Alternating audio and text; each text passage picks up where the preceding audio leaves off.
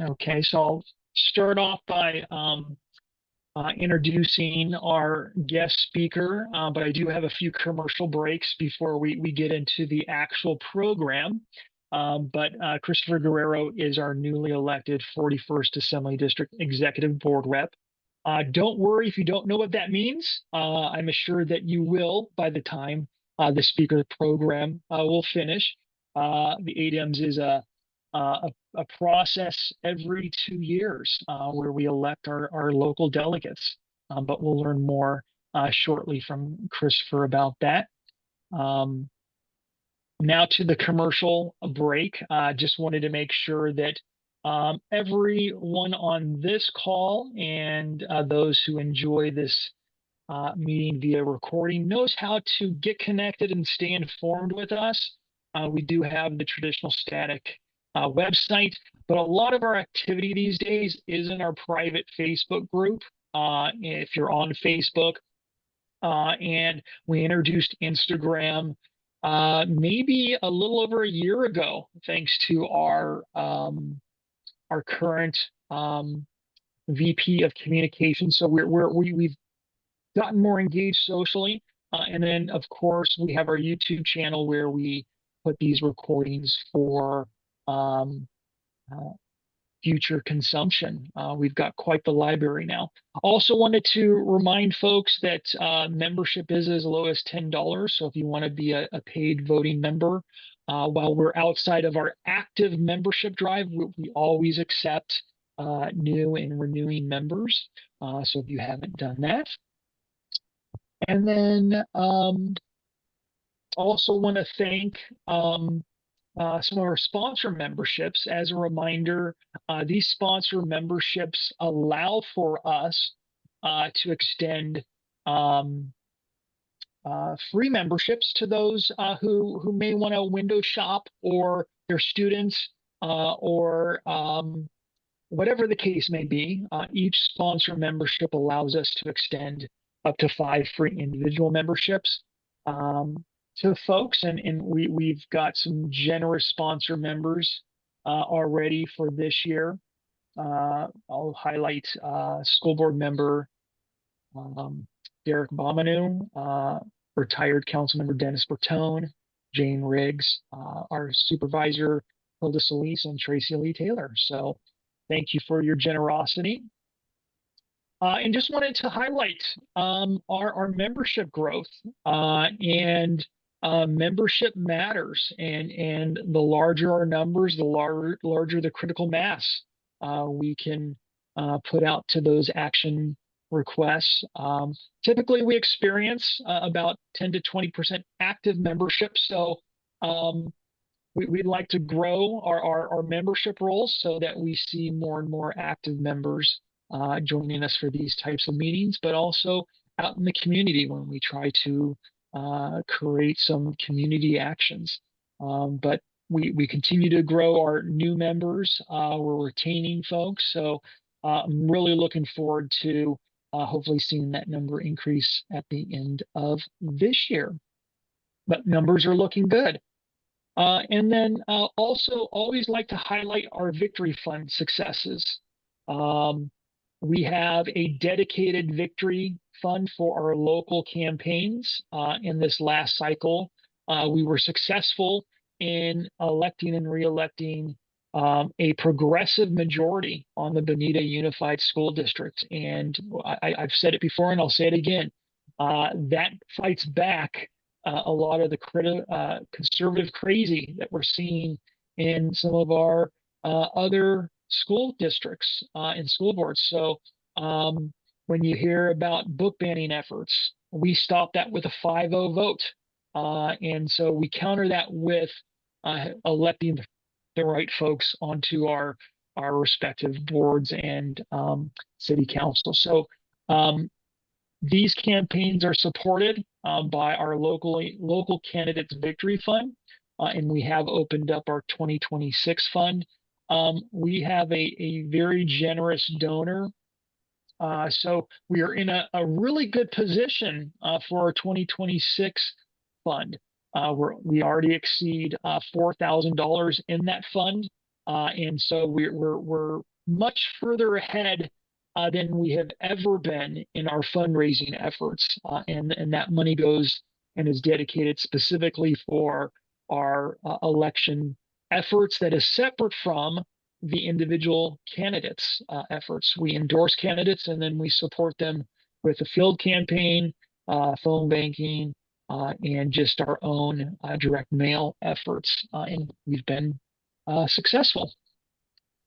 And then my last commercial, before we get into our speaker tournament, really just want to connect folks with this action alert. This is happening in our backyard. This is happening in Laverne. And this can be done in support of our neighbors and our local workers. And so if you are available, please, I do encourage you to connect to this effort.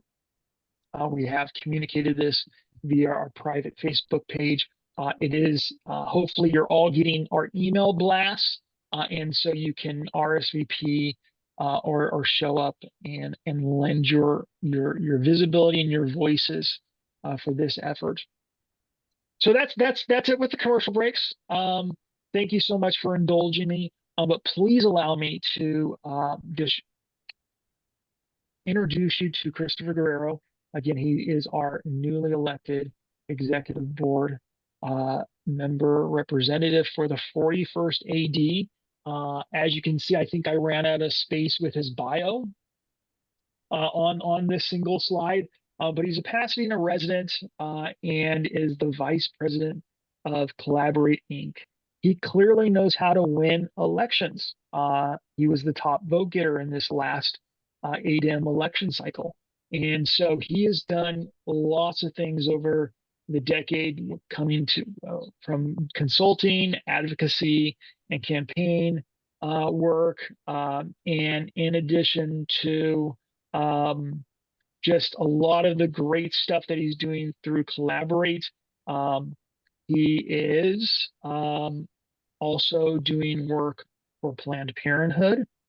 He has served as a district level delegate for the Democratic National Convention.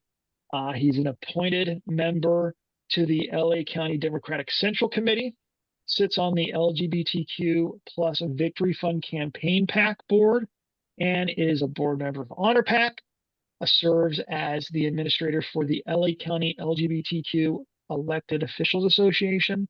I don't know when he sleeps, but he clearly is doing a lot of great work. So without further ado, we have Chris. Great, thank you. Very nice to be here with you. This is my first activity and meeting in my official capacity as executive board member, even though I don't believe that takes technical effect until after the upcoming Democratic Party convention. But very honored to be here with you, and thank you for having me. Coincidentally, and Matthew didn't know this coming into this, but I actually, while I live in Pasadena and I did grow up in Pasadena, I did live in Laverne and went to high school in Laverne and kind of finished my growing up years in Laverne. I'm a graduate of Bonita High School, class of 2000. And so I think it's very fun that the first Democratic club that reached out was the Bonita Democratic Club. So that's actually a lot of fun for me personally. I consider Laverne my home and still spend a lot of time there since a lot of my friends are still out there and live and work in Laverne. So that's just a fun note. I will also like to just say hi to Miss Diana Love, who's on the meeting, our CDP secretary, whom I have known for a very long time and worked with in very many different capacities through our Democratic Party networks, through the California State Assembly network and beyond. So Miss Diana, it's great to see you here. I guess, yeah, let me kind of start from the beginning. It's actually really nice to be back serving as a delegate to the California Democratic Party. While I'm newly elected via ADEMS for AD 41 and was surprised to find that I was the top vote getter, and by definition, the now executive board rep for our assembly district. I used to be a delegate back in the day, as an appointed delegate via the state party. And even prior to that, I was state party staff. That is where I got my beginning out of college up at UC Davis. So after Laverne, growing up and going to Benita High School, I graduated and went to Citrus College, much like Matthew and some of our other, I'm sure others here. I did quite the extended stay at Citrus College, as many do. If any of you are familiar with their music program, I was a part of their Citrus Singer program for 3 years, and then decided, I don't think I'm going to make it on the stage. I should go back to school for my second passion, which is, government and politics, and made my way up to UC Davis, graduated school up there, and then stayed in Sacramento and worked, including for the state party, the state assembly, and such. So my start right out of college was in campaigns. I immediately started working for then Hillary Clinton's primary campaign in 2007. I state hopped with the primaries in Iowa, Nevada, Minnesota through Super Tuesday 2008, where, I think at that point it was pretty clear that now President Obama was going to be the winner of that primary. And I decided that a Californian had no business in Minnesota in February, so I packed up my bags and I went home. So home being at the time Sacramento, where I got a position via my colleagues in the California Young Democrats with the California Democratic Party, and I worked there for 4 years. We did a lot during that time, did 2 coordinated campaigns, including the 2008 Obama campaign, the 2010 statewide coordinated campaign where we elected Jerry Brown, Gavin Newsom. That's when Kamala Harris was elected, state attorney general, and others. And in the off years, we traveled up and down the state doing campaign trainings with all the different county central committees, which I think is where I first engaged with Miss Diana Love. During those campaign trainings, I think in Santa Clarita in either 2009 or 2011, there's a photo somewhere. I'll find it, Diana, but you were in that room, and I was doing a grassroots training, teaching our local activists how to do volunteer voter registration drives. So just I've done a lot of great democratic work professionally after that. I had the opportunity to go to Washington. I worked on actually a mayoral campaign in Los Angeles, which spurred me to then get an opportunity to go to Washington, D.C., where I spent about 8 or 9 years. Started then, round 2 with the Ready for Hillary PAC. I was like, if we didn't do it the first time, we were going to do it the second time. We didn't do it the second time either. But after my time with the Ready for Hillary PAC and doing their national Latino outreach, I decided to stay in DC and get more of an experience on how, the local government, federal government, and the government affairs side of things worked. And that's when I got my first taste of, lobbying and advocacy and outreach in that regard, which is great because that's a lot of what I do now back home here in LA. So that kind of, I was like, I'm done with campaigns. And if any of you have done campaigns professionally, and probably even as volunteers, that everyone after every campaign is, I'm done. That was it. No more campaigns. I'm just going to bystand, never happens. So you always get sucked into one more. So we did everything. So from my capacity as a lobbyist and just a citizen and volunteer, we worked on the Hillary campaign in 2016. We were not successful, but at the time I was a lobbyist in Washington, D.C. during the first Trump administration. And, we tried to, my boss was a former intergovernmental affairs director for Bill Clinton. He talked about the transition when George Bush came in and the importance of, keeping your head held high and continuing to serve your clients and working with whatever administration was in power at the time. And I tried that for a little bit, and I just couldn't do it. I couldn't pretend to put on a straight face when, trying to interact with the Trump White House on behalf of clients at that time. And I just knew I needed to do something more to help everyone that was being, so negatively affected. And that's an understatement by the first Trump administration. So my colleagues in California said there was an opportunity with Planned Parenthood Planned Parenthood Federation of America, the national organization, but serving as the Western States Regional Director, which would allow me the opportunity to stay working in DC, but move home to California and kind of work everywhere in between.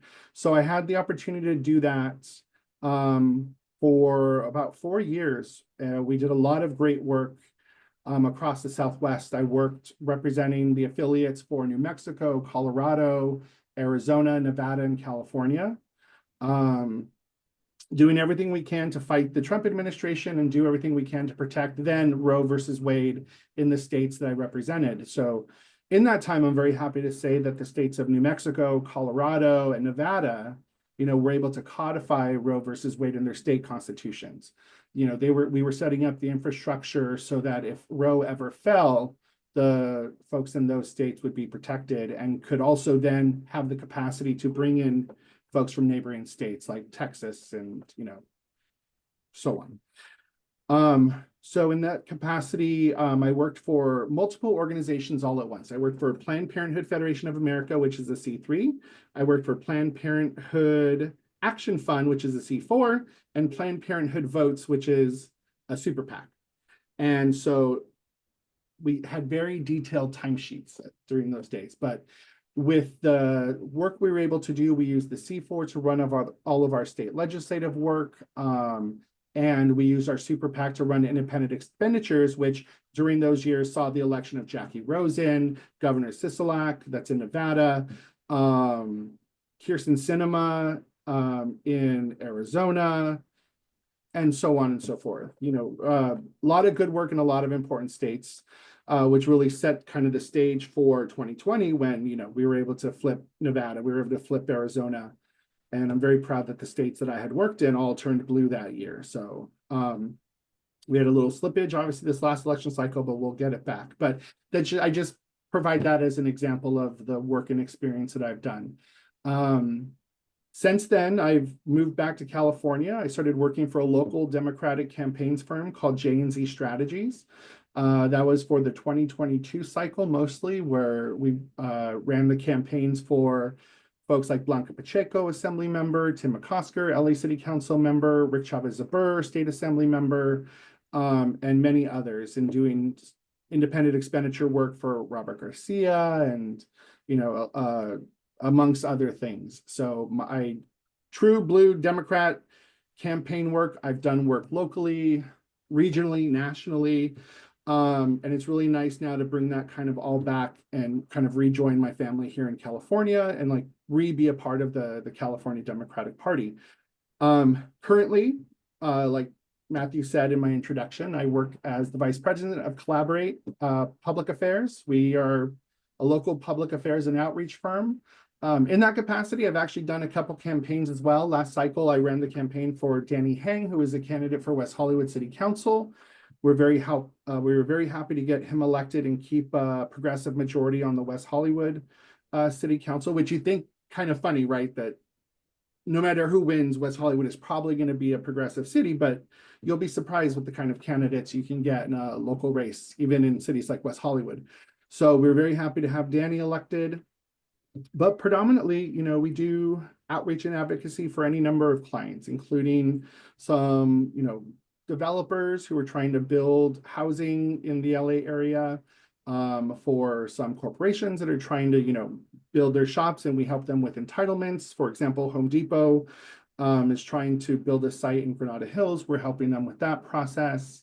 But I also get to do work like being the administrator for the new LA County LGBTQ Elected Officials Association, LACLEO.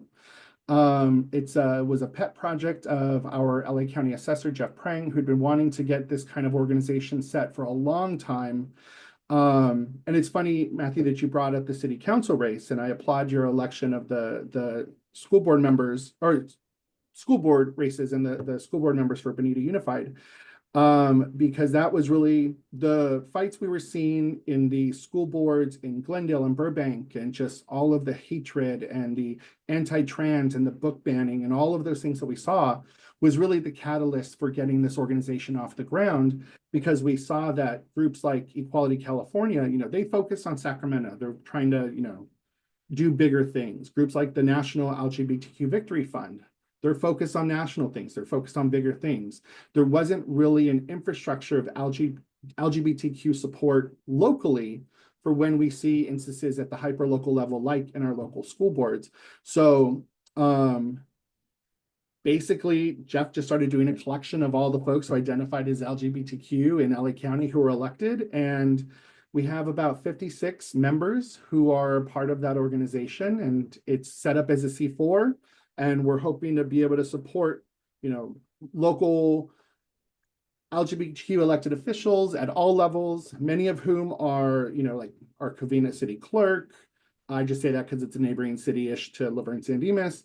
A lot of school board members, a lot of local city council members who just, very much fly under the radar, are not, making a big splash or, other than doing good work in their elected positions. But in times of, potential crisis, we want to be able to be there to give them support and also support them in careers so we have more local LGBTQ representation. Similarly, with my work on Honor PAC, that organization focuses on electing LGBTQ Latino folks to office. That one's nonpartisan, but it's 95% Democrats. But anyway, just bringing all of that, just to give you a sense of the work that I do. Matt is not the only one that questions when I sleep. Most of my friends are wondering why I'm up late and then why I'm up early. Mostly it's because of, the great work we get to do across these different organizations. So I'm glad to be able to take that energy to the California Democratic Party and to our CDP executive board as our new executive board rep for our district. So before I kind of dive in a little bit about that process and the upcoming state party stuff, let me just say that, I believe you should all have my contact information, I believe, from the emails that went out to the club. Always feel free to reach out. I enjoy being accessible. My email address, text me. If you do text me, just, give context of, who you are. It's like, oh, I'm Carol or Tracy from Bonita Dems, and I will be able to, not just block that number with just like the random questions, like we all get text spam all the time. So, but yeah, brief and unorganized history of me and the work I've been able to do. I think in terms of impact, it's always hard as a Democrat to feel that, to feel the successes, because there's always more work to do. But when we get them, they're always fleeting, right? Because there's always more to do, or, we have a great year and then we have a bad year, and so it goes. There was my old boss who I referenced earlier also likes to quote Bill Clinton and say,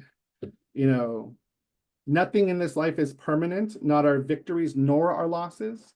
Not a direct quote, I paraphrased it a little bit, but he says that as a moment of comfort to say that, yeah, we lost in what year is it? 2024? We lost in 2024, and we're going to do everything we can to fight.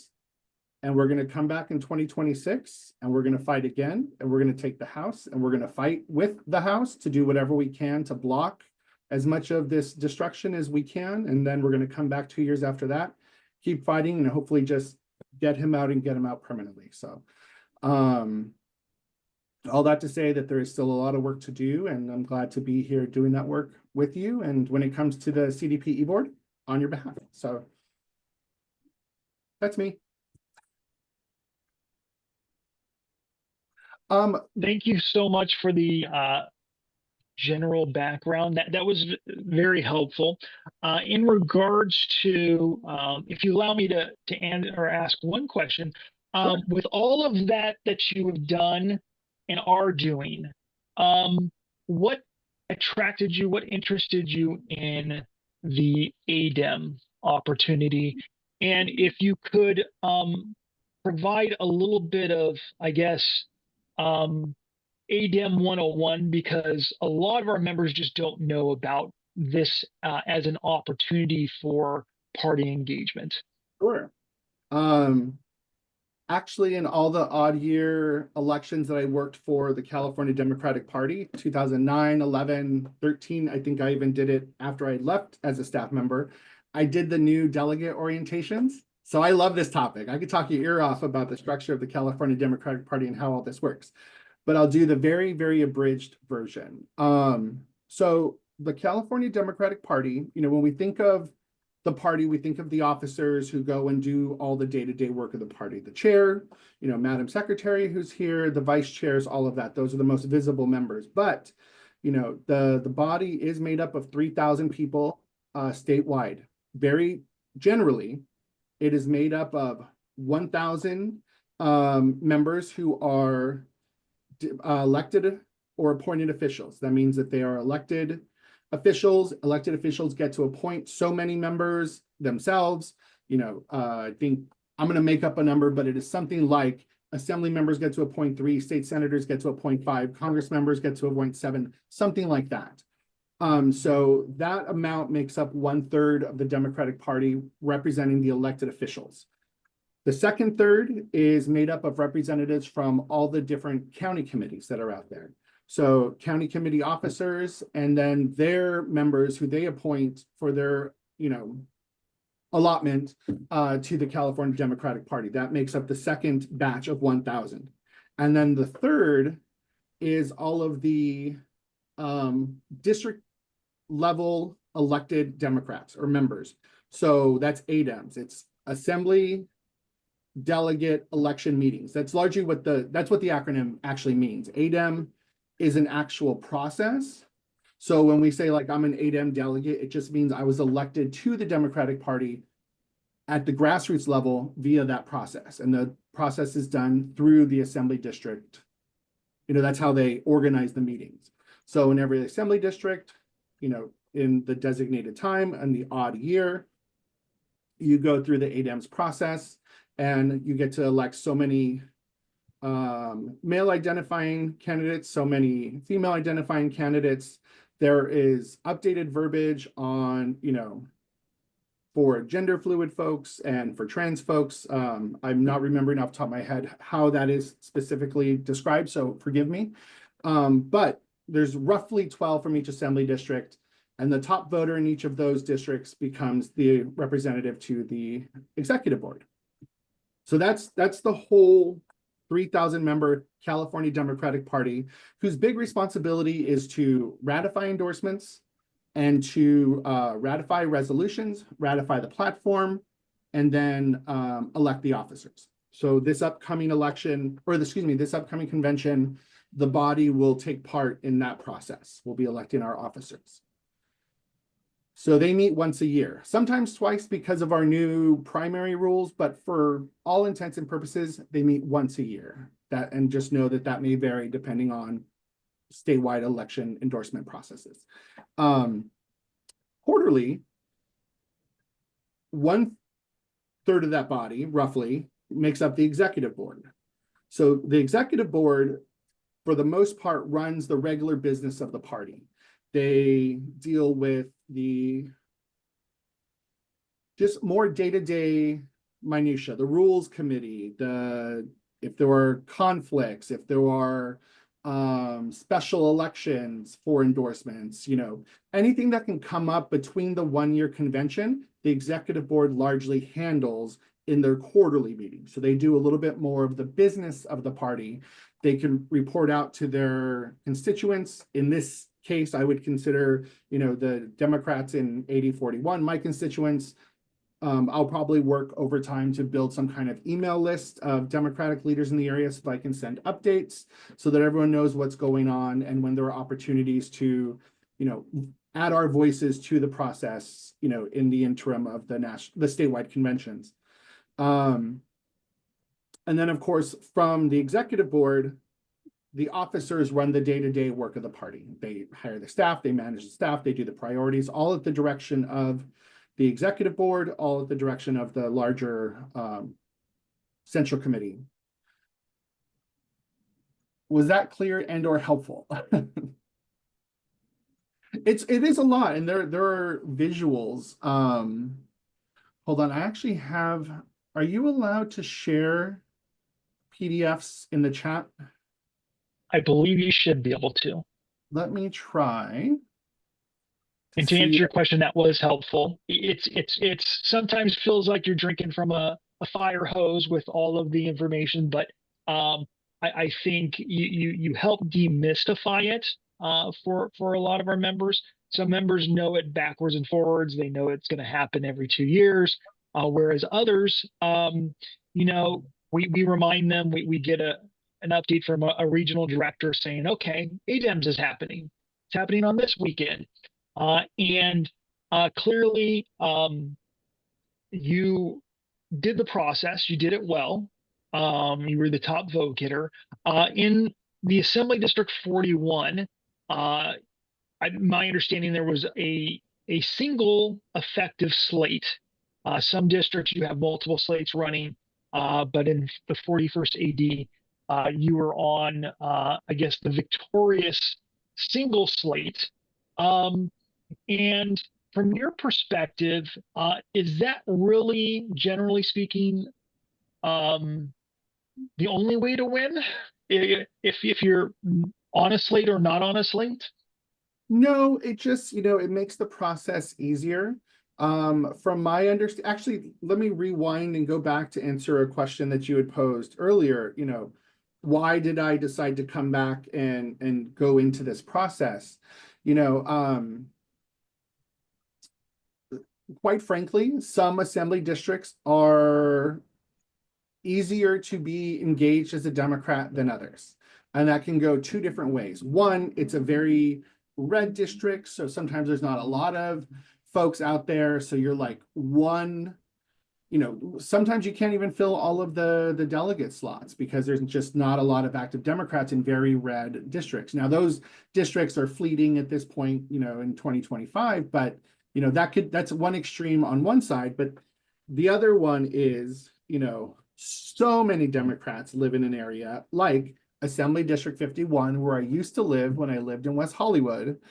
And you can't run for anything because there are so many people, so many active people that have built their networks that turn out hundreds of people for their slate or for their candidacy for ADEMs that, without basically a lot of money, you're not going to really kind of be able to get in and be very active in those districts, at least via the elections, the way that I was elected in ADEMs. Especially since I lived in Sacramento, I had lived in DC, I was kind of new back to California, which is weird saying since I grew up here, but living in West Hollywood, I didn't really have that infrastructure and network. So, being a part of the ADEM slate there was really difficult. Now, in that district, you have different slates that are running against each other, and it can get very heated and at times can get very toxic. You see kind of the same things up in the assembly districts in and around San Francisco, where it is just so democratic and so progressive that, it's we eat our own kind of instance. And it's terrible and it's unfortunate, but it's people that are trying to be a part of the body so that they could push for their values and take the party in the direction they think it should go. So I understand all that. But when I moved back to Pasadena, which I'd been hoping to do for a long time, finally had the opportunity to, it was almost like, I was like, oh, I can breathe. I can be a part of the Democratic Party here in a way that is, a little bit more normal. So I reached out to some folks in Pasadena. They got me in touch with the folks that run the AD 41 slate. Here, I can AD 41 People's Action. They are a group. Oh, I put it in the chat already. They are a great group of progressive Democrats from all over the 41st who basically come together. They put together a platform. We run together as a slate. And basically, at least for our assembly district, yeah, if you get accepted onto the slate and, get to be a part of the process, largely, we're going to win. We don't take that for granted. We put the work in. We reach out to the clubs. We canvass. We do calls. We do texts. We put ads in local newspapers. We really kind of make sure that we're putting in the work so that we are getting the votes, that are representative of the assembly district and, doing what we can to make sure that, our slate is elected in its entirety. You don't need to be a part of the slate to run. If you have the popularity, the network, the means, you can definitely run, throw your name in, you'll show up on the ballot, and it's just your job to get your friends to go vote. You know, it can be done virtually, meaning that you can vote online. So if you have enough Democrats that are in your network from across 8041, you call them all up, you get them all signed up, you get the, make sure they fill out their ballots and turn it in. You can absolutely win as well. So you don't need to run on a slate. Our group chooses to run on a slate, and for the last couple cycles, the slate's been, you know, successful. And I personally think they represent the 81st, the 41st well. And, you know, I'm glad to be a part of their team. I think we were all surprised when I was the top vote getter. I promised in all of my campaigning, I told all of my folks to vote for the slate, not just me. So somehow 4 people got through that because I won by 4 votes, which, Yeah. you know, was not my intention. My intention was to kind of be new, join the ADEM's slate, join the California Democratic Party as a backbencher. I thought it'd be a great way to get re-networked into the 41st and into the Democratic Party in this area. And now I got thrown into the deep end of the pool, but fortunately I know how to swim, and it's a pool that I'm very familiar with. So I'm actually very happy to be engaged in this way. But I personally, I think it's just my name. I think my name just has like a nice ring to it on a ballot. I should think about that, you know, when it comes to local public office. But because I also was the top vote getter for my congressional district election for the national convention. So that one, I was on the governor's slate. He sent out the recommendations, you know, for the delegates to the national convention in Chicago. I was elected as a delegate, but also coincidentally was the top vote getter. So I like to think I just have an attractive looking name on a ballot and people just pick that. But Well, given your extensive bio, I think your bio would say otherwise as to why you were the top vote getter. So, for those who aren't familiar with the ADEM slate, and could you share some of the highlights of what were their individual or collective priorities for the district or for the party, so that our folks can benefit from that? yeah, so actually, if you go to the link that I put in the website, the 8041 People's Action, it talks about our slate. You know, it's definitely a progressive platform.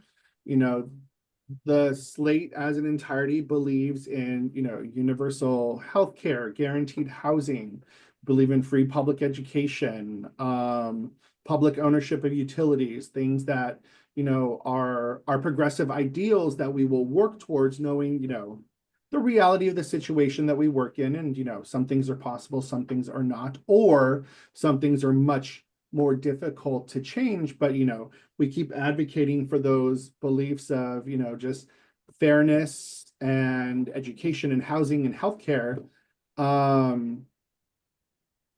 You know, just the power should be in the hands of the people. The benefits of our resources should go to the people, not to the private companies, not to the corporations, not to, you know, our newly forming American oligarchs. Maybe they've been there. It's a whole different topic. I'll move on from that one. But, you know, we're seeing the concentration of wealth, and it's wrong. And, you know, we want to make sure that in California, our elected officials are doing everything they can to make sure that that's not happening here. It is happening here, so that they're doing everything they can to work to try to reverse that as much as possible. So, you know, believe in labor rights, living wages for all, open transparency when it comes to our democracy, party accountability, campaign finance reforms, you know, protecting and expanding voter rights, making sure that everyone has the right to vote by mail, you know, free from having to show their IDs, etc. So there's a whole kind of platform listed out on the website that I shared. And yeah, we kind of take those beliefs to the Democratic Party. I think some of my colleagues are much more active in the Progressive Caucus than I am. And we'll see how this upcoming body plays out and how, successful we're able to be on a lot of these fronts. But a lot of these beliefs go into resolutions, they go into the platform. We try to hold our elected officials to some of these points.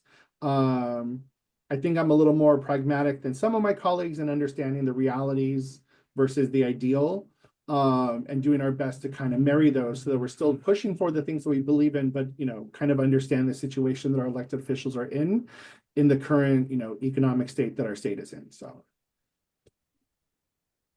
Well, thank you for that. And if you wouldn't mind, I would like to open it up to the attendees who are live with us. If you have any questions for Christopher, please raise your hand. Or I see David Estrada. Hey, Christopher, it is so nice to meet you, and I can tell you love what you do. I envy that. Um, I wanted to ask you a couple questions about some of my favorite interest groups. Of course, the Democrats. I really enjoy working with Matthew and our club here. It's quite terrific, and of course, some of our very big supporters here. One of our big supporters is Mark Ramos, who I'm sure you're familiar with. very much. My background is with organized labor, and so I'm a champion for organized labor. I do what I can through my union, SEIU. But also I have a soft spot for retirees and seniors. I'm also with the California Alliance of Retired Americans, CARA. Are you familiar with them at all? Okay. So again, my question has to do with your support, your connection to organized labor as well as seniors. Yeah, I have more of a connection to labor. I think largely because of the campaigns that we've run. We've done a lot of work. The candidate that I ran for West Hollywood City Council had the Labor Fed endorsement. Devin Osiri, who's the head guy over at the county Labor Fed, was a colleague of mine when we both worked for the state party back in 2008 and 2010. So through that, we maintain good, strong relationships. We have friends with LIUNA, with IBEW Local 11, with nurses. So I've engaged very closely with unions. We're friends with a lot of the members, with a lot of the leadership, and we're always there to support them, without a doubt. Labor is always number one. One of the reasons I got into politics just early on was because of the passion of my grandfather, who was an organizer, who was a labor organizer. He was a Teamster, so I kind of always grew up with that. And he always said, "Mijo, no matter what, you never cross a picket line." Okay, deal. And I never have. So very, very strong to labor. I would say that I probably don't have as close a ties to the senior organizations, but I'm happy to, and always looking to meet more folks and make more connections and relationships. So if that's something that you would recommend that I do, I'm happy to meet with you and talk more about it, and I'm happy to meet with whomever you might recommend. Thank you, Christopher, for being open to that. I will certainly Yeah. take you up on it. Thanks. Great.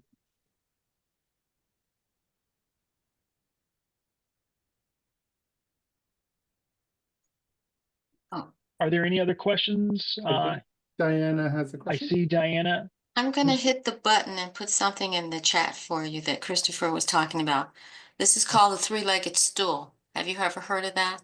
That talks about the 1/3 that he was talking about, this 1/3, 1/3, 1/3, how the delegates are selected. So this is something you can copy and keep, and then it explains how you get to become part of the party as a delegate. So I put that in the chat for you. Thank you so much, Diana.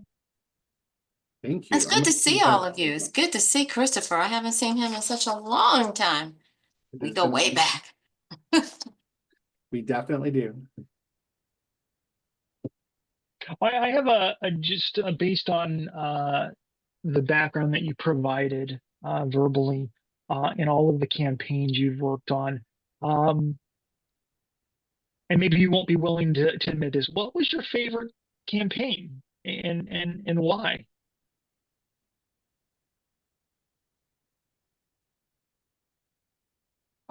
Two immediately come to the forefront of my mind. One, it's always your first one, right?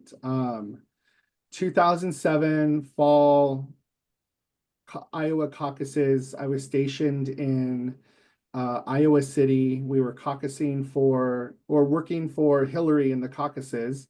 The back door of our storefront of this very charming brick building, you know, in charming downtown Iowa City. Our back door went across an alleyway to the back door of the Obama headquarters, where, you know, back in those days, and I don't advocate for smoking, but everyone would meet in the alleyway, people would be smoking outside. Our team and their team, you know, would develop rapport, have small rivalries, but, you know, we all knew that we were, no matter what, going to work to elect a Democrat next. Down the street was the Edwards campaign. We ran into Chris Dodd walking down the street. He walked with our staff down to the bar after work one day because he was just walking down the street, and he bought the Hillary team a round of beers. And you're just like, this is that romantic idea of Democratic campaigns that you grow up thinking about, you know, classic rock in the background, you know, out in the farms. And it was really just kind of a very cool, you know, ideal little situation, experience is the word I'm looking for. And it was a lot of fun. It was actually, I ended up winning the caucus. Hillary won the caucus that we staffed that day of the caucuses. But before I even got to my car, like walking from the caucus hall to my car, my phone was blowing up. Oh man, we're so sorry, Hillary lost. And we're just like, oh no. So it was a bummer, but it was a really, really incredible experience. Our team had a chat group back in the day, and that chat group is still active, and I'm still very close friends with, you know, the majority of our staff from way back in 2007. I just saw 5 of them when I was in DC for a work conference, and we went out and had dinner, and it was a really incredible experience, and kind of helped us fuel, you know, just our continued democratic activism and work. So that's one. The second one I think would be, if I'm getting my years right, it would be 2020 in Nevada with the election of Jackie Rosen and Governor Sisolak. My grandparents lived in Nevada. You know, I have a real soft spot for that state. I'm very well tuned to their politics. After the Iowa caucuses, I went straight to the Nevada caucuses, and I've worked the Nevada caucuses as a volunteer for every subsequent presidential election. So being able to be there, be a part of that state, to elect a Democratic senator, to elect a Democratic governor at a very crucial time, was just a wonderful experience. We had a great campaign team. We worked really hard. We had a lot of fun, and we ended up winning at the end of the day. So all of that was really, really, really great. So those two stand out. But you got to give a lot of credit to the first campaign you work on. Well, thank you for sharing that. And I have one more question before I open it back up. For those who may be watching this recording, who may be a little bit younger, new to this world of politics and public service, what piece of recommendation, words of wisdom would you give them as they contemplate working, living, breathing in this world? Oh, that's a deep one. I wasn't really ready for that, but off the top of my head, I would say, you know, if it's not obvious to you in real time right now, it should be how easily your rights can be taken away. Do not take them for granted. You have to fight for them. You have to fight to keep them. You have to do everything you can to make sure that the world is the way you want to see it. If you get complacent or just give up because the news of the day is too overwhelming, you know, they're winning. That's what they're doing. They're doing it on purpose to wear you out. and then to take your rights away. So, don't let that happen. Stay awake, stay alert, stay involved, and be more involved. However involved you are, be more involved, because, we're seeing it happen in real time in front of our faces. And, the resistance this time around is not like it was the first time around. It's because they've worn a lot of people out. They're just tired. They're tired of it. And they're just like, well, we tried, there's nothing we can do. And that's like the last place mentally we can let ourselves be without watching everything we care about kind of be destroyed in front of our face. So it's bleak and gloomy, but I think it's real and an important message. Any other questions? Sorry, it wasn't slightly more inspiring. Any other questions for Christopher? I don't see any other hands. Well, Christopher, I thank you again for joining us. Welcome back to Laverne. I'm glad to hear this was your first club as in your official role. And as you officially take it up, I'll take you up on your commitment to connect with us, update us. We look forward to hearing from you. Please add us to whatever distribution list you create, so that we can keep our members informed of what's happening at that level of the party. And please count on us as I guess a resource if you're looking for feedback or insight from our membership, our community members. Please let us know, and we'll certainly survey them if and when asked. If you're wanting to, soundboard some issues, and also as you advance resolutions on our behalf, please let us know. Any closing words? No, just, thank you for having me.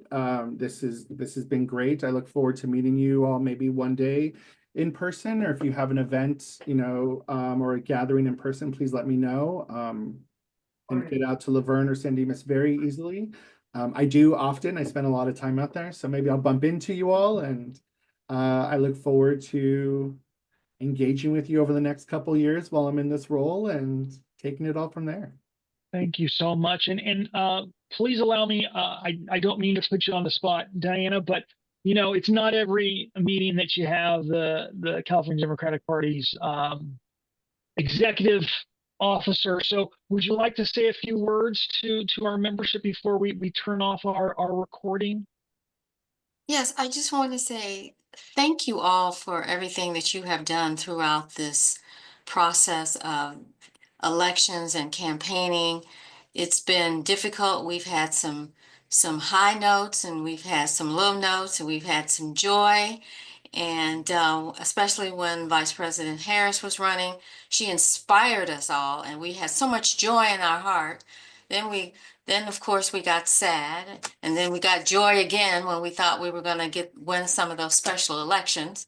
And now we're back where we are with the administration that we currently have, but we cannot give up. We can absolutely not give up. There's so much going on. We have to organize. We have to sit down and talk. We have to make a plan.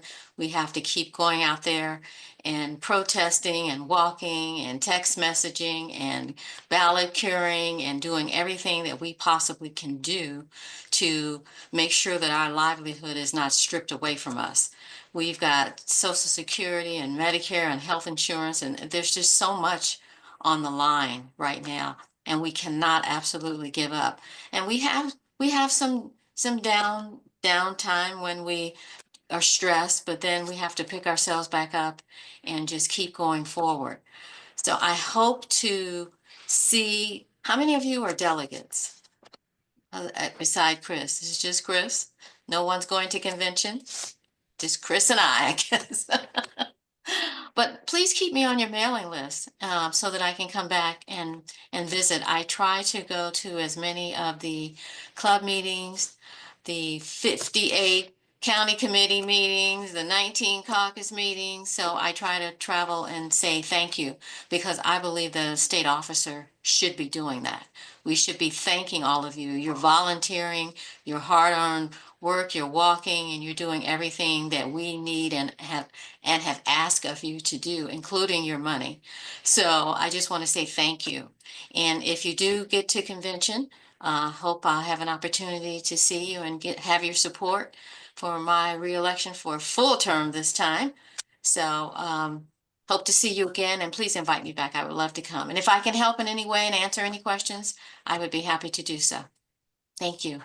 Thank you so much. And Diana, I think you have been an awesome activist for so long. I think you have even been to one of our multi-club picnics pre-COVID. So thank you so much for your continued engagement at the grassroots level. We appreciate it. Like I said, it is not every meeting where you get to see an executive member of the California Democratic Party. So thank you for joining us tonight.